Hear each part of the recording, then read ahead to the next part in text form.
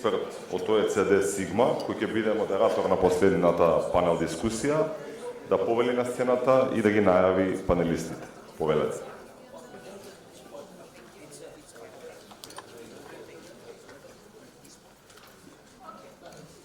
Am I on? Yes, I am. Good afternoon, everybody. I would like to invite the panelists to join me. Mr. Piotr Miklis, the Vice President of the Supreme Audit Office of the Polish NIC, Supreme Audit Institution.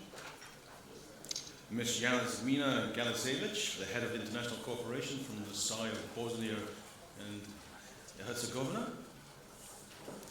Mr. Alexander Krasilovsky, the Director of MCIC.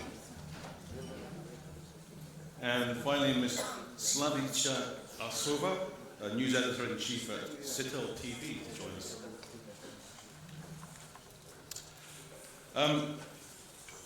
It's my pleasure to be here today. First, I'd like to congratulate the State Audit Office of North Macedonia on its 25th anniversary. It's an institution that Sigma have worked with for many years. And for those who don't know who Sigma is, I better say a few words. Sigma is a joint initiative of the European Union and the OECD, principally financed by the European Union, I have to say that, and organisation part of the OECD. And we work with the accession and neighbourhood countries to the European Union in supporting them on their development of public administration, and I lead our public financial management team in this regard. Using our communication and engagement with stakeholders already, but I think we all recognise that it's increasingly important for Supreme Audit institutions to engage with stakeholders, including citizens, to make sure that the work is relevant, understood, and used to hold governments to account. And I think this has particularly arisen since the publication of Intis IP12 on the values and benefits of Supreme Audit institutions, making a difference to the lives of citizens. Has really increased this, and it's an area that Sigma has paid particular attention to in recent years. And I'm going to do a bit of a plug for one of our papers on paper 69, Sigma paper 69, increasing the impact of Supreme Audit institutions through external engagement, which provides a compendium of European experiences with developing effective relationships between SAIs and non-governmental stakeholders, in other words, civil society and media in particular. Now, on the panel, we have first Mr. Piotr Miklis, who's the Vice President of the Supreme Audit Institution of Poland, the NIC, as it's commonly known. He has been associated with the NIC since the beginning of his professional career. He has gone through all various levels, from State Audit Specialist to the Director of the NIC branch in Katowice, a position he has held since 2013. And from 2013 to 2016, he was a member of the Council of the Supreme Audit Office of Poland. He's a history graduate from Jagiellonian University, I apologise for my pronunciation, in Krakow, and a graduate of the National School of Public Administration in Warsaw. And then we have Ms. Jasmina Galisevich, who's the Head of International Cooperation at the side of the Institutions of Bosnia and Herzegovina, to give it its full title. Who joined in 2010 as a staff member in the International Cooperation and Public Relations Department. And in 2016, she assumed the position of Head of International Cooperation Department to manage the SAI's communication policy, including cooperation with external stakeholders, public relations, etc., and also coordination of international activities. She's a graduate of the University of Sarajevo as well. In English? Then we have from the NGO civil society community, we have Mr. Alexander Krasilovsky, Director of the MCIC, who is a graduate of the Electrotechnical faculty in Skopje. And during his studies, he was actively involved in 3 civil society organisations, and he started to work in MCIC in 1995, so nearly your 30th anniversary, I see. Since 2009, he has been on the board of directors of MCIC and is responsible for the programs dealing with community relations and for the Balkans. He has extensive experience in coordination and management of different projects and activities targeting sensitive groups. He was a member of the National Council for the European Integrations with the Macedonian Parliament for the period 2007 to 2011, and since 2000 he has participated in consultancy missions for organisational and programme evaluations in North Macedonia and the Balkans, and he is a co-author of a number of publications as well. And finally, last but not least, we have Slavica Alsova, who is the news editor-in-chief at Sitel TV, which I am reliably informed is the most watched television channel in North Macedonia. She began her career in 2005 and built a strong reputation in journalism, covering politics, topics such as politics, economic development, EU integration, that's a fascinating topic for the TV, reforms and the rule of law. Slavica is also the host of the opinion poll-based political show Detector. Sounds very much like an auditor, to be honest, Detector, which conducts weekly opinion polling on current topics. A graduate of the University of St. Cyril and Methodius in Skopje, she further enhanced her academic knowledge and practical skills at the journalism school at the University of Missouri in the USA, and is passionate about delivering accurate and impactful news coverage, and she strives to foster informed communities. So that's our panel, and I have a couple of questions for all panelists. They all have 10 minutes to address both questions at the same time. Unfortunately, we're not going to just one round of questions in that sense. So I'm going to go to our SAI representatives first, and then we'll come to the media and civil society. So, from the SAI perspective, can you tell us how you engage with stakeholders in the planning, execution, reporting and follow-up of your audits to help them provide support to their audit work and to ensure that they provide impact to your audits as well? And also, could you address what challenges, risks and opportunities you consider relevant in engaging with stakeholders in your audit work? Mr. Piotr. Thank you, Lester. First of all, I take 30 seconds to share my credits to Mr. Asewski. Mr. President, yesterday's evening was wonderful. It shows how the teamwork works, not only during the work hours, but also after this wonderful, lively evening. I never forget it. Once again, thank you for inviting us for this celebration. So, turning back to our topic, first of all, stakeholders, who are they now? This is the toughest question we face every day because it's ever-changing answer. And to answer this from my perspective of long-term employee of SAI, let me say something like this. Even before Standard 12 was introduced, there was a very happy institution in Poland. Basically, we defined only three kinds of our stakeholders: us, parliamentary members, and auditors.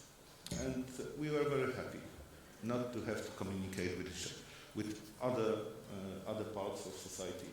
We were communicating from the Crystal Tower. It was wonderful. But the time were changing, and we obviously we didn't notice it. So in 2007, a very influential weekly, the most popular weekly in Poland, Polityka, published editorial titled "What's the use of NIK? What's the use of Polish SAI?" And we faced the truth. And it was combined with the change in our leadership. Mr. Jacek Idziewski came to his office and decided to change basically everything in this field. So we tried instinctively to define new map of our stakeholders. And we discovered that the new map is covering almost all the society, at least people who are reading papers, hearing to the news, and then came the new reality of internet. And we discovered that we have plenty of individual stakeholders trying to get into communication with us, trying to send us the requests for conducting audits, trying to share with us the, let's say, points of view of the functioning of our state. So suddenly we woke up in the country that created the new environment of stakeholders. So we try to adapt. This is first step to survive in the new environment. We try to adapt, and we try to, once again I would say it, instinctively address all those groups of stakeholders with individual approach. We try to do it in every single step of our audit. Before the audit, we select audit topics together with our stakeholders. I'll mention, or I just describe it with some more details.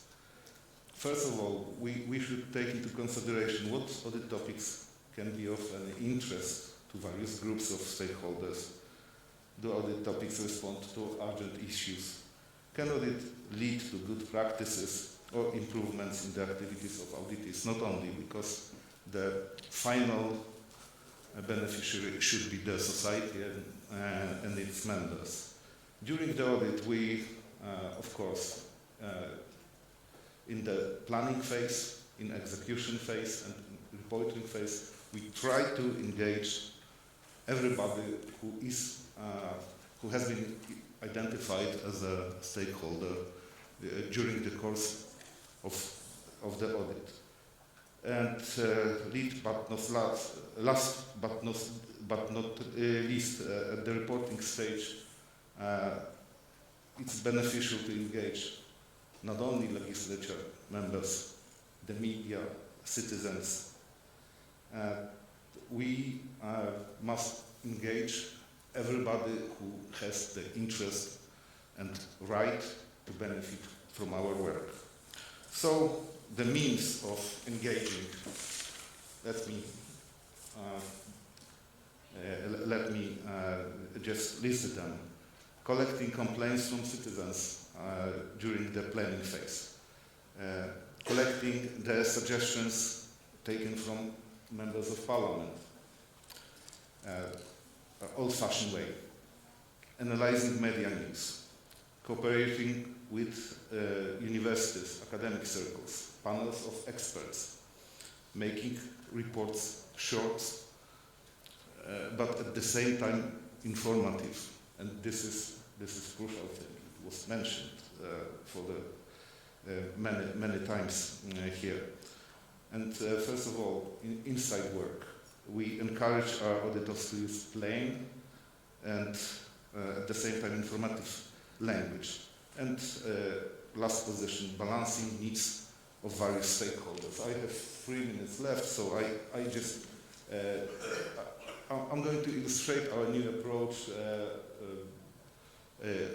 using the example of media world. So we all remember the old notion, feed the tiger. Don't make friends with tiger. So this is basically our main idea that we keep to with our contacts with media. We are open to a certain extent, of course. And of course, because we are aware of several challenges that very influential media could create to our work. Risk challenges, reputational, because sometimes they are trying to say what we hasn't written. Media sensationalism. Let's say they put the stress on very particular part of our job. A risk of political manipulation, because this is not true that media are impartial. The slight, very light tinge of political activism is visible in every publication, because the editors, they have their own points of political views. and of course negative exposure of side to media. It happened during last years that media were more interesting about some issues of our leadership and than in our audits results. So I think that we survived it, publishing good, solid, truthful, and saying the truth about the functioning of the state reports. And this is the only way. What I should advise during the last minute of my speech, what we should do to make peace with our stakeholders, to interest them, to involve them in overall audit process. I think that we should create some kind of strategy in this field, as always, because this is ever-changing environment. This strategy should be based on map of stakeholders. Then we should define activities for creating, let's say, dedicated to each group of our stakeholders. And when you realize that it is a process that every single entrepreneur should do before, let's say, setting a new grocery shop in the neighborhood, yes, we should follow the old business rules. First, recognize your environment, then create your strategy, then follow it, but adjust it to the ever-changing environment. Thank you.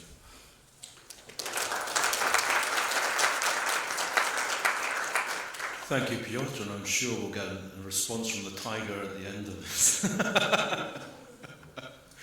I really like that. So, Yasmina, what has the SAI of Bosnia and Herzegovina been doing to engage and cooperate with media, civil society, external stakeholders in your work? Am I on? Okay, thank you, Mr. Sordrick. Well, first of all, allow me to use this opportunity to congratulate to Mr. Racevski and the entire team of the SAI North Macedonia for this great achievement. You have done an amazing work for the past 25 years.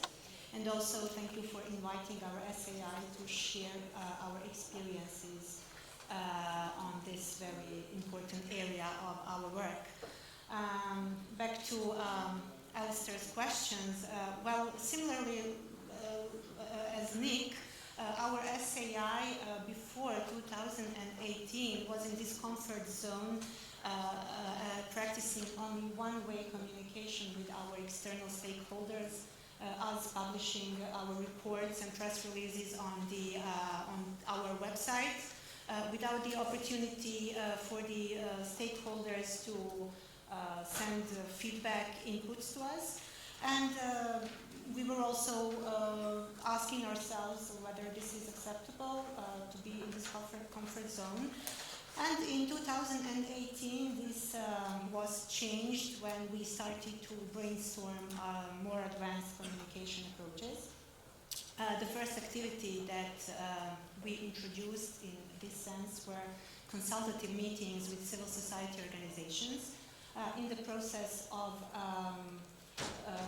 selecting topics for performance audits. So we created a mechanism for civil society organizations to propose to us what we can do in the upcoming audit cycles. The first such meeting was held in 2018, and from then onwards we have been having regularly meetings. The last one was in the beginning of this year. The inputs obtained during these meetings very often result as being part of the performance audit process. This activity was actually the result of the stakeholder mapping and analysis of their expectations that we have conducted during the process of developing our first communication strategy with the support of our precious SEMA. At that time, civil society organizations expressed the need to be consulted in the audit planning stage. And apart from civil society organizations, we also consulted the media, from which we received feedback by expressing the need for us to for an increased graphical presentation of our findings. They also expressed the need for our SAI to communicate with via social media channels, and also to communicate in a more reader-friendly manner. We also asked the general public by putting an online questionnaire on our website, and we received very constructive proposals in this way. And we responded to the majority of these requests by introducing very interesting infographical presentations of our findings, of main messages from our audit reports. We opened an official Twitter, now X, account in order to communicate with our stakeholders using social media channels. We created a rotating banner on our website, and the Auditor General of Slovenia talked about it. We created a short message, a main message from the audit report. For example, the institutions of Bosnia and Herzegovina have not been effective in managing the multi-annual investment projects.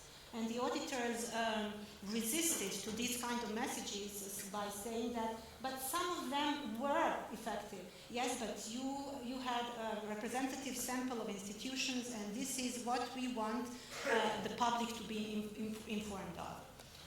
And the last activity also that we introduced is a video presentation of our findings by opening our official YouTube channel.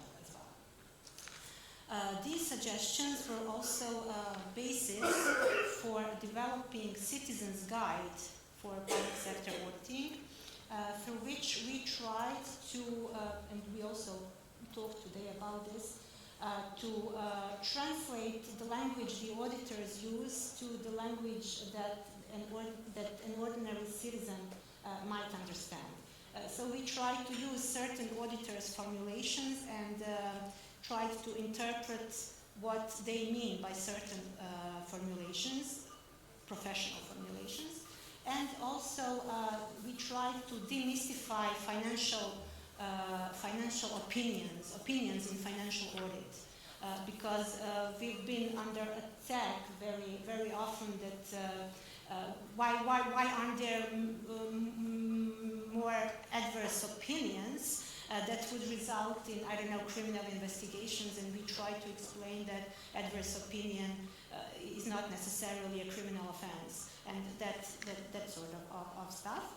And also we try to explain why it is important for the citizens to read audit reports, because they matter for their lives.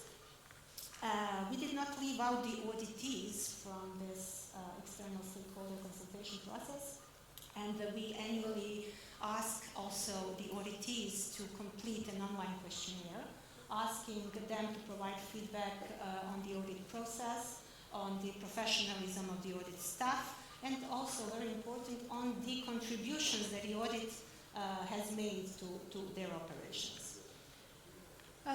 So back to your question regarding the stages of stakeholder engagement, it is mainly the planning stage, with these consultative meetings with civil society organizations, but also post-audit period, as the communication channels that we introduced were aimed at creating a more enabling environment for external stakeholders to follow up on our findings and recommendations, and to hold government accountable for what we reported on in our reports. And this post-audit period is also something that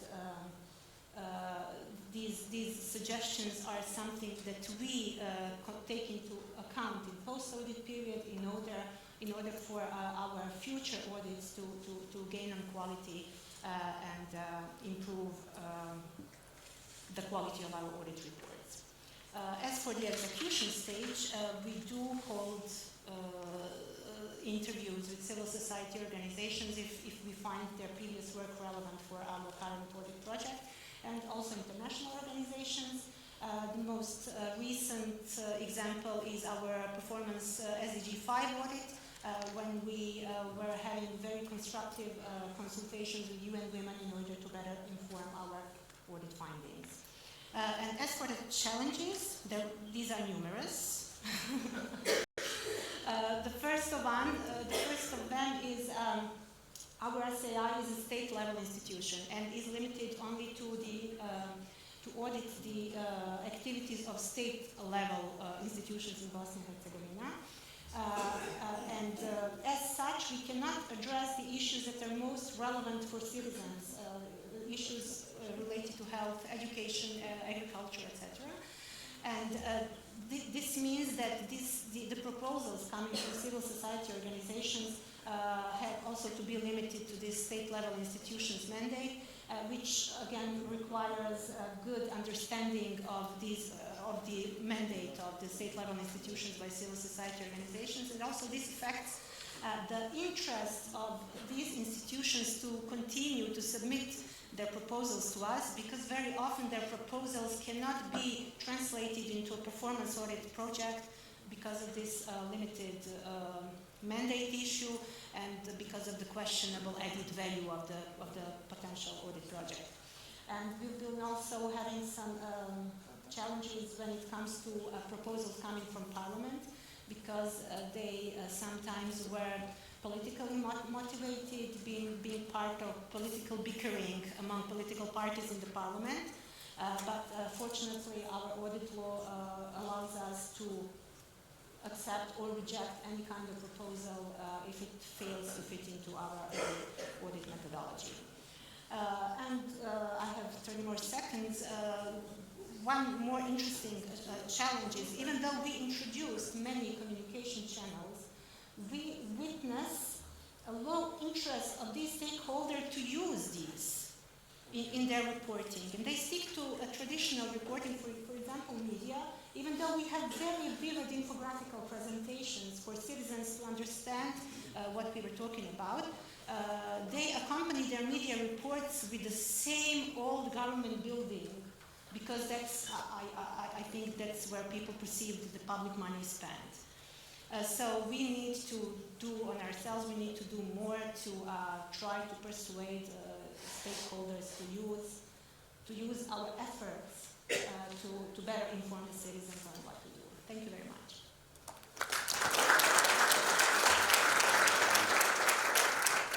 Thank you, Jasmina. And yes, you do have some specific challenges in Bosnia and Herzegovina, which some of our colleagues do not have to address.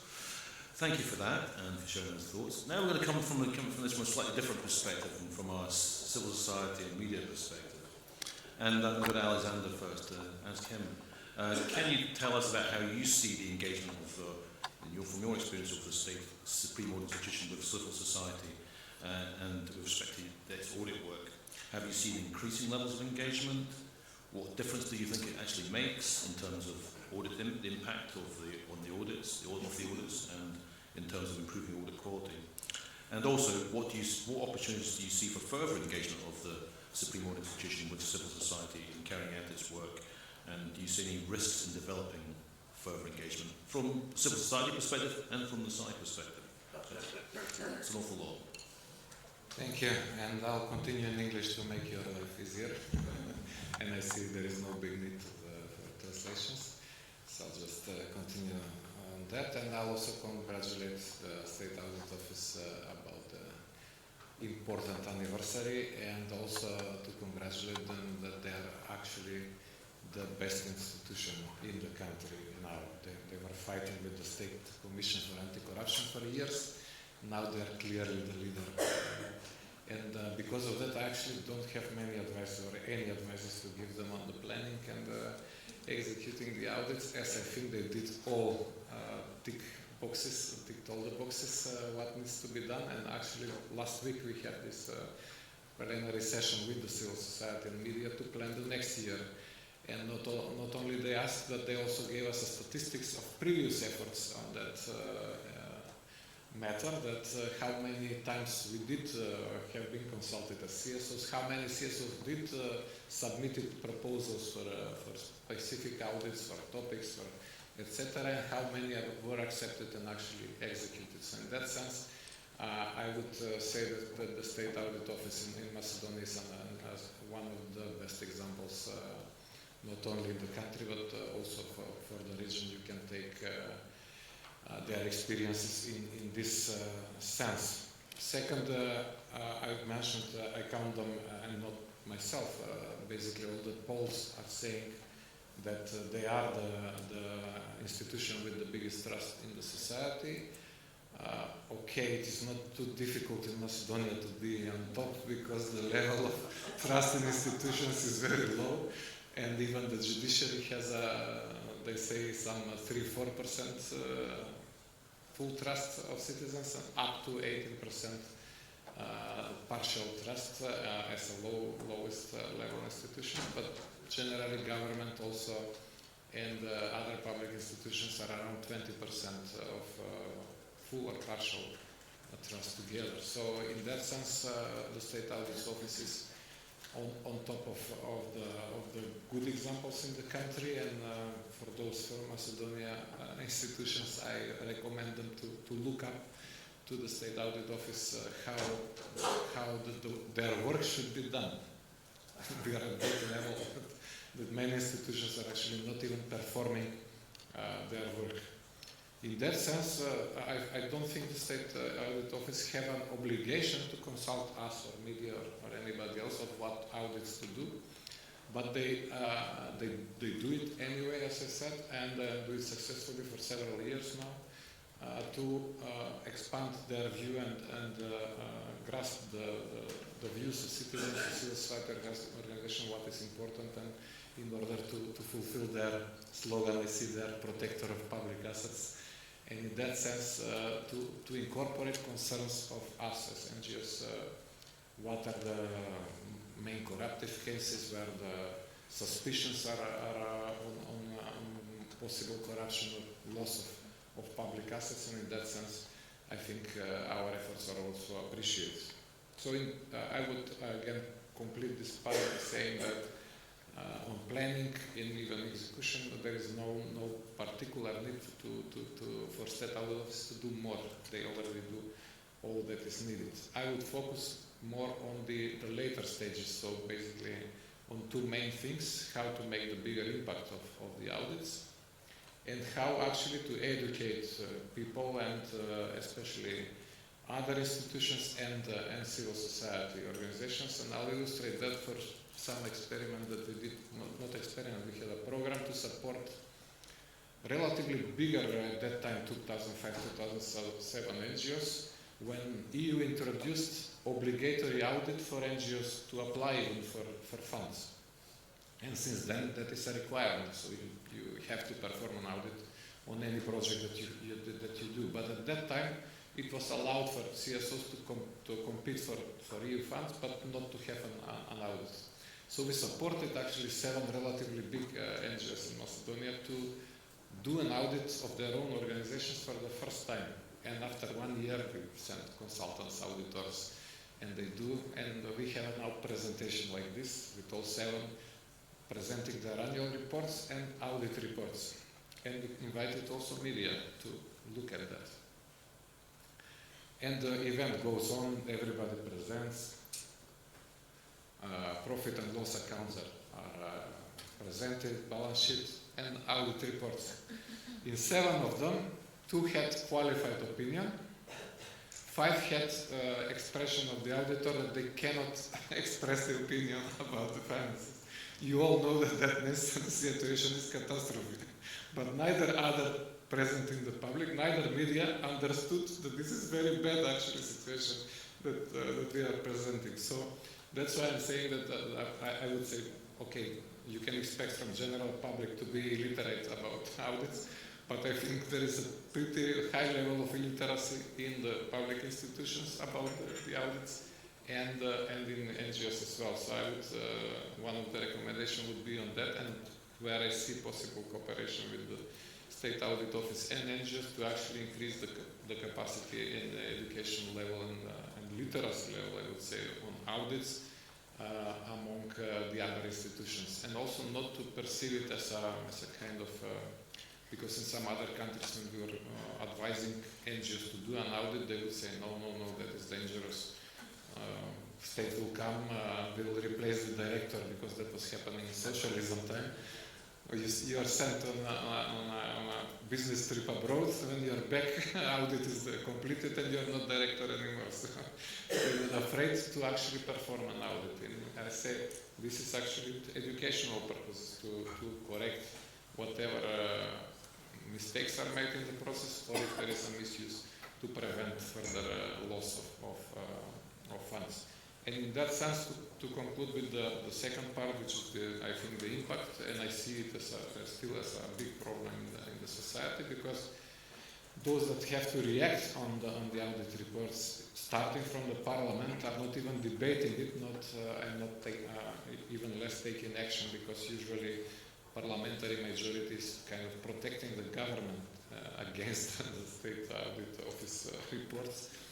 And instead of actually doing something about all these things that are listed in the audit reports about wrongdoings, about corruption, about misuse of funds, or not following procedures, they are just skipped and nothing happens.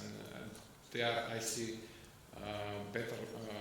big possibilities for cooperation between the State Audit Office, the NGOs, the media in general, but also how to make pressure to the institution that should do something about it, both audit it, but also the government to take the actions. And I tell all the ministers and the Prime Minister, all you need to do to fight corruption is just to implement the State Audit Office reports already that you have, and there are plenty produced every year. And CSOs can contribute in that.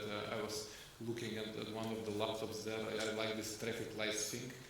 That, and I suggested on the last debate with this. So it's not the case that we are auditing, the rest of the world is trembling. We must submit to the law. So if the NGOs is asking us about public procurements done by us, it means we must answer, give them full picture of our activities in the field, because they simply they are judging us just like they are judging, they mean civil society, just like they're judging the rest of government, because sometimes it should take lots and lots of education to widespread the knowledge that we are not the member of government. So behave like you'd like to the others to behave against you. This is our recipe, and we are trying to use it. Might be useful to get an external perspective to the SCI community on how they can increase their trust. Well, when you don't want somebody to interfere in your work, you usually use the phrase "don't mess with my work," right? In the case of Macedonia, especially, as we are also making annual survey on the trust, is that actually institutions should start messing up in their own work. To that level is the level of irresponsibility and incompetence in some of those institutions, and that is degrading the trust, because you see sometimes very stupid solutions that they do, sometimes they really literally don't do their work, and that's essentially what they have to do. Now we have, new government, and let's see whether this will change the way how the things are done, but also there has to be a certain level of responsibility and action especially by the government, like immediate replacement of responsible directors, officers, presidents of institutions, whatever it is, when such things happen, and when you have pressure from the public, when there is an outcry or outrage of certain thing that happen, there should be immediate reaction and literally either how you call it, resignation by the person, which literally does not happen anymore in our country, strangely, because that is also the level of shame or shamelessness in the country, that they don't feel that they have to do that when the public is asking for that. But if that is not happening, that either the board of the institution or the government or whoever is responsible should act and replace those to show example that there is no impunity for or irresponsibility for the actions taken.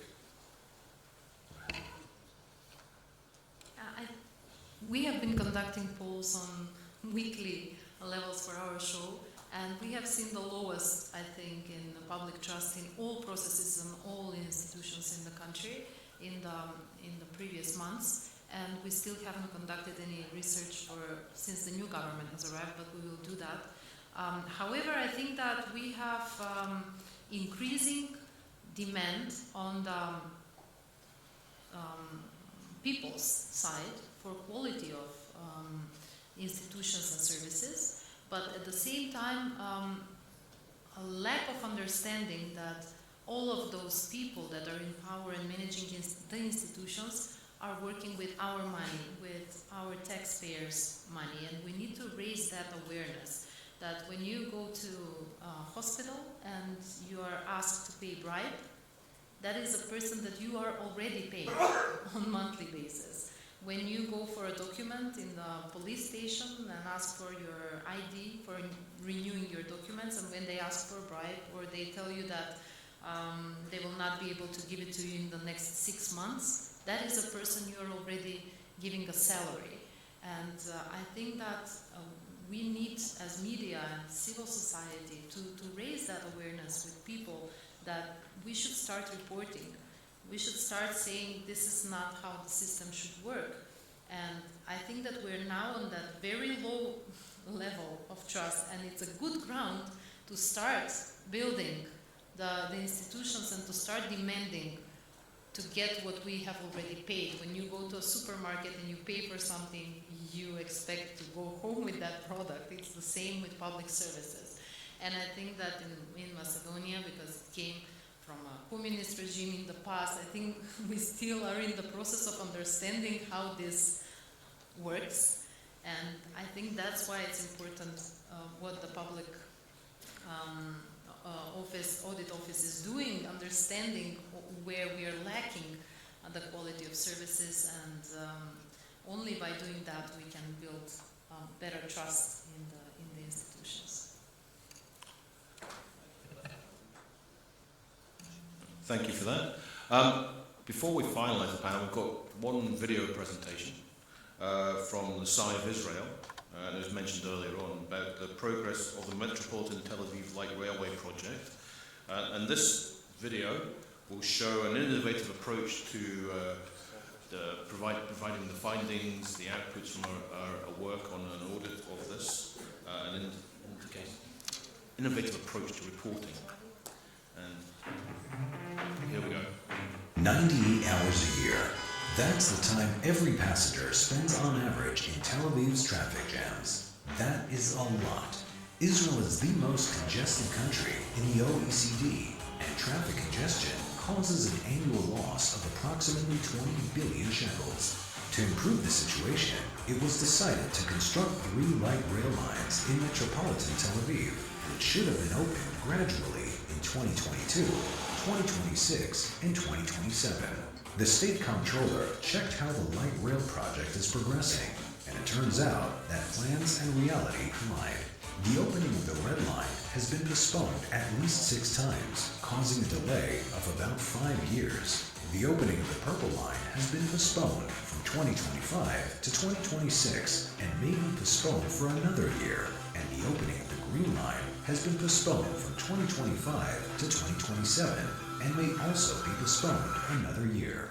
The pace of construction is 48% slower than similar above-ground lines in other countries, and with the delays, the expenses and losses for the economy of Israel increase as well. For example, the current estimate cost of the construction of the red line is about 8 billion shekels higher than the original estimate. Who will take care of the business owners impacted by the construction works? At present, there is a compensation fund that provides a partial response, but only to business owners in Tel Aviv. The state comptroller recommends that NTA, Metropolitan Mass Transit System Ltd, and the Ministries of Finance and Transportation work towards meeting the schedules and prevent another delay in operation of the Purple Line and Green Line. To read the full report, visit the State Comptroller's Office website. That was very, very interesting. I wish I'd had that sort of way of reporting some of my work back in the day when I remember we reported on the Scottish Parliament building, which was budgeted at £550 million. It eventually cost £500 million. Anyway, just to wrap up the panel, I just want to bring a few conclusions. I think our side colleagues here demonstrated that a lot of work is going on to increase two-way communication and engagement with civil society, media and other stakeholders, particularly around the sort of setting the planning in terms of selecting topics and ideas, and then in the reporting phase mainly, less so in the sort of involving civil society in the actual audit work as required, as potentially. And that there is some real challenges as well in terms of how they perceive the risks in engaging with the media, for example. They see that as a potential challenge, but somewhere they have to go. And then from our colleagues in the civil society and media, it's obviously we're talking about a two-way street again about engagement, and a very positive perspective from both in terms of the State Audit Office of Macedonia in that regard. But there's clear that there's still some work to do in terms of education, understanding, and I think this is something that everybody has sort of said in terms of understanding audit opinions, disclaimer opinions, adverse reports. Nobody understands those. No, knowing the public, what does it actually mean in reality? Should we sack the chief executive of this institution, such and like? So these are sort of clear issues that including that. And also talking about increasing the impact is through education and making our reports understandable, which I think is a theme that's come through from the rest of the panels about how do we make our reports easily accessible and user-friendly to our citizens, to the media. How do we explain what the actual results actually mean, and how does that go? And that things like regular engagement with the media and to feed the media and become its friend is important from the media's perspective. So shouldn't be keeping it at arm's length, which I think is my experience is that we're in the SCI community, we're quite conservative and we're quite reticent to engage too closely with our quality media. I'm sure if I had more time I could come with more thoughts on this, but at that stage I'd just like to thank the panel, and we can thank them in the usual manner.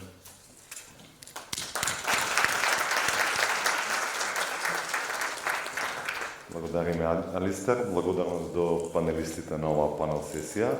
Ги замолам колешките само да ги поделат поклончињата како мало внимание.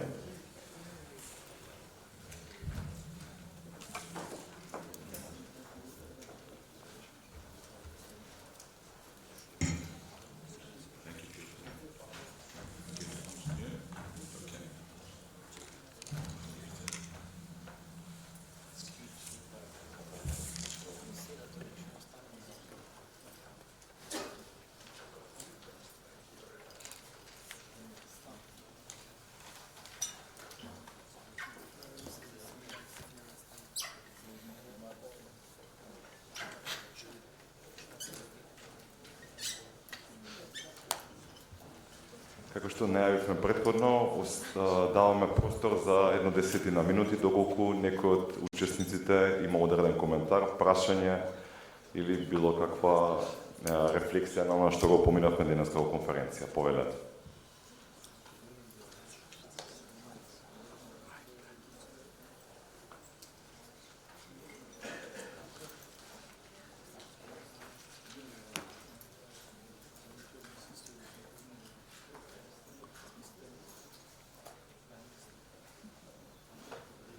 Доколку не се ова никој за збор, во тој случај би го поканал главниот државен ревизор, господинот Максим Ацевски, да ги даде заклучните согледувања од денешната конференција и воедно да ви се заблагодариме на сите за вашето присуство и учество. Повелете, господине Ацевски.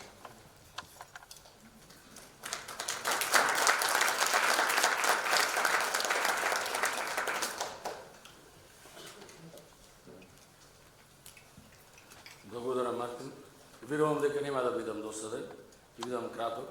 Навистина, силно верувам дека сите веруваме дека ги остваривме целите на Евросај. Силно верувам дека оправдаваме поддршката од оваа институција за Државниот завод за ревизија и за организирање на овој прекрасен настан. Што научивме, што е она што треба во иднина да го имаме во предвид. Јас се обидував да водам белешки од сите панелисти и навистина за малку немаше да ми биде доволно мојата презентација од другата страна кај што ја запишував препораките и коментарите. Но вистина секогаш е добро да се чујат убавите работи. Но како што кажав и преходно, ово во исто време е предизвик и одговорност да постигнете уште повеќе, но во исто време да го задржите нивото кое што сте го достигнали. Оно што можам да заклучаме дека во суштина мора да работиме на квалитетот на човечките ресурси. Квалитетот и разбирливи конечни ревизорски извештаи, визуализација на конечните ревизорски извештаи, постојање на стратешки пристап во релацијата помеѓу врховните ревизорски институции за засегнатите страни, мапирање на засегнатите страни, практикување на повеќе канали на комуникација, проактивен однос кон засегнатите страни, континуиран процес на едукација и меѓусебно слушање помеѓу засегнатите страни и Државниот завод за ревизија и пред сема и думите, зголемување на влијанието и ефектите од конечните ревизорски извештаи и секако она што треба клучно да го знаеме. Засегнатите страни и јавноста е наш партнер, наш сојузник и само со нивното учество и со нивното влијание ќе обезбедиме поголемо влијание од самите конечни ревизорски извештаи. На крај, почитувани присутни, почитувани дами и господа, ви благодарам на сите вас за вашето учество, но ќе ми дозволите да се заблагодарам на мојот тим, на тимот на соработници, на сите овие прекрасни луѓе кои што работеа континуирано повеќе од 3 месеци за да организираат овој настан и верувам дека ќе добиеме преодна оценка за се она што го направиме. Би сакал да искажам огромна благодарност на сите вас кои што бевте панелисти, кои што учествувате на сето ова, да изразам благодарност за се она што го направивме заедно и верувам дека единствена оценка од сето ова ќе произлезе дека потребата меѓусебната соработка, билатерална и мултилатерална, представува основен предуслов. Предуслов кој не значи надпреверување меѓу себе, меѓу предуслов за учење едно од други, споделување на добрите пракси и подобрување на нашата работа. Само на тој начин може да бидеме подобри, да обезбедиме поквалитетни услуги на нашите граѓани, бидејќи тоа тие го заслужуваат. Ви благодарам.